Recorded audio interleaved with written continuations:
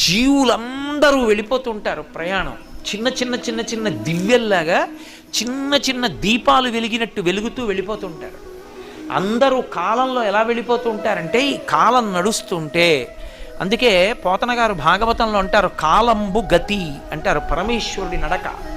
అందులో వెళ్ళిపోతూ ఈ జీవులన్నీ దీపాలు, కొన్ని కోట్ల దీపాలు వెళ్ళినట్టు వెళ్ళిపోతుంటారు. ఇవన్నీ ఎటు పెడతాయంటే అన్నీ దక్షిణానికి వెళ్ళిపోతాయి, అన్నీ దక్షిణ దిక్కుకు ఎడతాయి.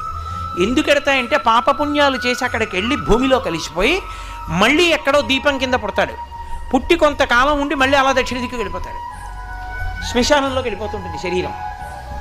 ఎవడు ఏ దీపం నేను వెళ్ళనని ఉత్తరానికి తిరిగిందో ఆ దీపం ఇక అందులోకి శరీరం పెడుతుంది, ఇక ఆ దీపం మళ్ళీ పుట్టది.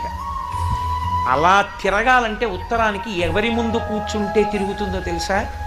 ఒక్క దక్షిణామూర్తి ముందే.